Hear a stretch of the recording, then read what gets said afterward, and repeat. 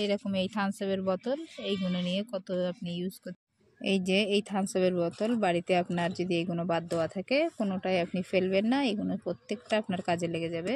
তা আমি বলেছিলাম আলু গাছে কিভাবে সার দিয়ে কিভাবে আপনি ব্যবহার করবেন সেটা। এটা আছে আমার এরকম, তো আমি এটা কেটে নেবো। এটা আমি একটা ব্যবহার করতে পারবো। আমার রসুন গাছ আছে, রসুন গাছে দিয়ে এই অর্ধেকটা আমি কেটে নেবো। এইভাবে আপনি এইভাবেও কেটে নিতে পারেন, কি গরম জিনিস গরম করে নিতে পারেন। এই দেখেন এইভাবে কেটে নিচ্ছি। আপনি গরম ছুরি গ্যাসে দিয়ে বা যেখানে উনুনে দিয়ে আপনি গরম করে এইটা কেটে নিতে পারেন।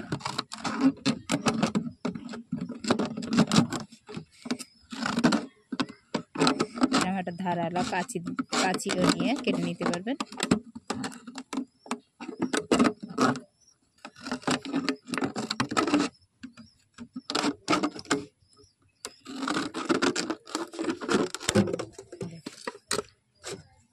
কত সুন্দর এই একটা টপ হয়ে গিয়েছে। এতে আমি রসুন গাছ আমি লাগিয়েছিলাম সেটাই মাটি দিয়ে বসিয়ে দেখাবো। আর এটা আলু গাছে, তা প্রত্যেকটা আমি এইভাবে কেটে নেব।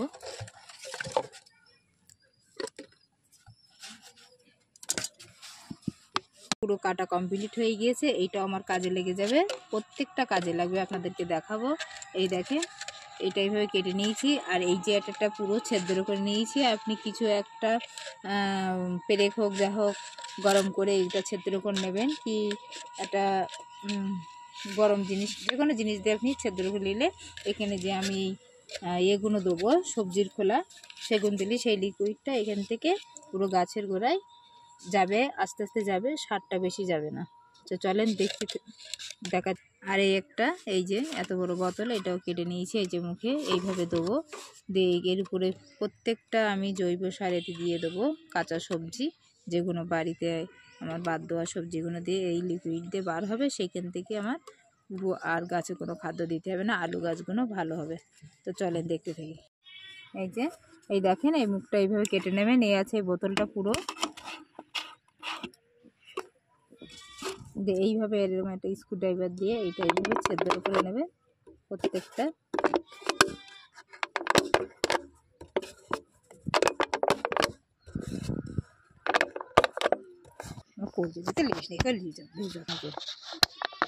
দেখেন এটা ধুয়ে যাচ্ছে যেরকম, এটা সোজা করে দিলে প্রত্যেকটা সোজা হয়ে যাবে।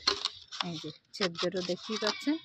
চলেন এই দেখেন এই যে এইভাবে এই সাইডে এটা এইভাবে পুঁতে দেবো। যত গাছ বড় হবে তত আমি এইখানে আরেকটা আছে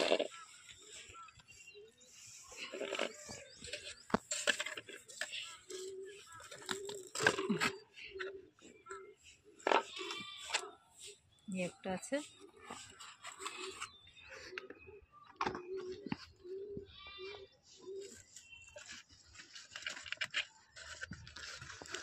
এতে গোবর সারটা সব দেওয়া আছে, তবুও আমি এইভাবে দিচ্ছি। একটা আছে খাদ্য, এর উপরে প্রত্যেকটা মাটি দিয়ে দেবো আমি যখন আলু গাছটা আরও বড় হবে।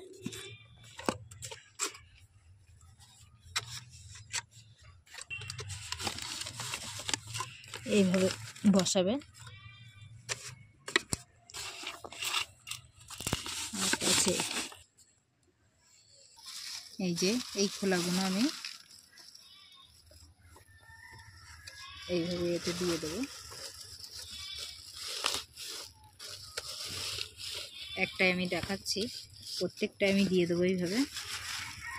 তাহলে এর যে লিকুইডটা থাকবে এই লিকুইডটা একটা আমি পুরো এটাই ভরে দিয়েছি। এগুলো সব সবজির খোলা, এই সবজির খোলা লিকুইডটা যত বার হবে আস্তে আস্তে তত গাছের বেগটা বাড়বে আর গাছ মজবুতও হবে, জোরও পাবে। তো দেখেন এই একটা, ওই একটা, দুটো, তিনটে, চারটে দিয়েছি। আর এখানে যে লিকুইডটা আছে এখানে কাঠের গুঁড়ো, সেগুলো আমি এই সাইডে এগুলো দিয়ে দেবো। আর এর উপরে হালকা দিয়ে দেবো যেন এটা পোকামাকড় আক্রমণ না করে, এর জন্য দিয়ে এর উপরে হালকা হালকা পানি দিয়ে দেবো আমি। আপনারা এরকম দেবেন, আমার মতন ট্রাই করে দেখবেন। দেখেন আমি একটা দিয়ে দেখাচ্ছি, ওগুলো আমি পরে আপনাদেরকে দিয়ে পুরোটাই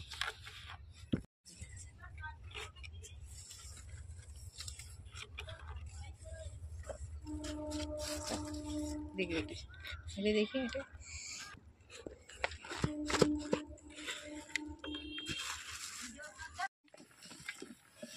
আলুতে মাটি। দেখেন আমার আলু গাছগুলো কত সুন্দর বড় হয়ে গিয়েছে। আলু গাছ যত বড় হবে, এখনো মাটি এই পর্যন্ত দিতে হবে, তাহলে আর আপনার আলুটা ভালোভাবে হবে। আমার একটু মাটি আনতে হবে, একটু মাটি দেবো এর সঙ্গে, আর জৈব সার মিশিয়ে দেবো। এতে গোবর সারটার প্রত্যেকটা সবটাই দেওয়া আছে গোবর সার। আর কিভাবে পানি দেবেন আমি দেখিয়ে দিচ্ছি।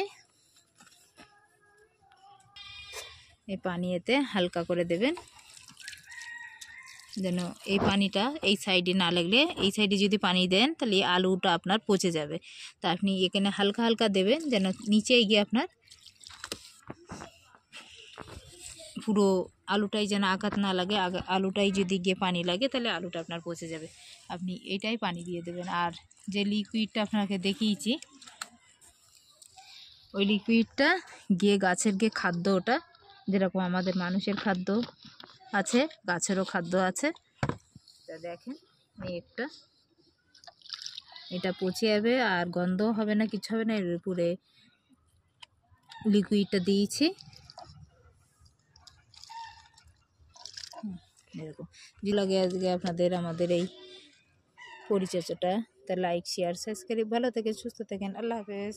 দেখেন পুরো আমার কমপ্লিট হয়ে গিয়েছে। এই যে আমার আলু গাছটা কত বড় হয়ে গিয়েছে, এই যে। আর এই যে পেপারটা আছে আপনি দিতেও পারেন, আমি এটা দিলাম, কোনো পেপারটা দিলে ভালো হবে। এতে যদি দুর্গন্ধ হয় তো এগুলো আপনার গাছের ক্ষতি হবে না, ওই জন্য এটাও দিয়ে দিয়েছি। আপনি এরকম দিয়ে দেবেন। আমার গাছের গ্রোথ দেখেছেন কত সুন্দর, আর কত সুন্দরে দেখেন।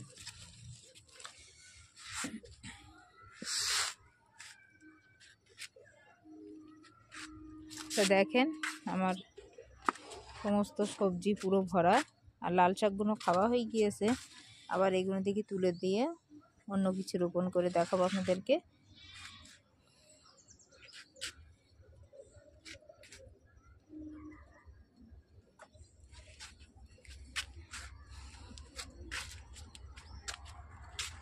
আর আছে নেক্সট ভিডিও দেখতে থাকবেন। দেখেন ওলকপিগুলো কত বড় বড় হয়ে গিয়েছে। আর এই যে আছে রসুন, এইগুলো আমি আপনার অন্য টপে নেক্সট ভিডিও দেখতে থাকবেন কিভাবে এটাই। এই যে শেকড় আছে, বুঝতেই পারছেন কতটা শেকড়। দেখেন এই শেকড়গুলো বার হয়েছে, এর নিচেই আরেকটা আমি এরকম যেটা কেটেছিলাম ওটা দিয়ে ওতে মাটি দিয়ে একসঙ্গে দিয়ে দেখাবো আপনাদেরকে। আসসালামু আলাইকুম। আজকে আমি দেখেন আবার দেখেন প্রত্যেকটা এই ফুল এসছে, এই ফুল থেকে আপনি বাড়িতে বীজ তৈরি করতে পারবেন। যখন এই বীজ হয়ে যাবে আপনাদেরকে দেখাবো। প্রত্যেক মূলেই ফুল চলে এসছে, আমি এই কোটাও তুলেছি এখন। এদিকে আর আছে, এই দেখেন ফুল চলে এসছে, এইগুলোই পুরো এই বীজ তৈরি হবে এই মূলয়। এই ফুল ফুটে আছে, দেখেন কত সুন্দর ফুটে আছে। এর থেকে বীজ করে আমি আপনাদেরকে দেখাবো। আপনারা আর কিনতে হবে না, বাড়িতেই বীজ আপনার হয়ে যাবে। আর এই দেখেন প্রত্যেকটাই ফুল চলে এসছে। আমি এই মূলোটাও মোটা হয়ে গেছে তুলে দেবো, এতটা ফুল ফুটেছে, অনেকটা হয়ে গিয়েছে, আমি রাখবো না। আর মূলো খেতে গেলে সব সময় জালি খেতে হয়। এই তুলেছি, এখানে আমি 6টা মতন তুলেছি, 5টা তুলেছি, এতে আমার হয়ে যাবে। আলু গাছ দেখেন কত বড় হয়ে গিয়েছে। এই বোতলটা আছে আমি কেটে সবকটাই কিভাবে আপনি সার দেবেন আলু গাছে, কিভাবে আপনার এই ট্রিটমেন্ট করতে হবে সেটা আমি আপনাদেরকে বলে দেবো।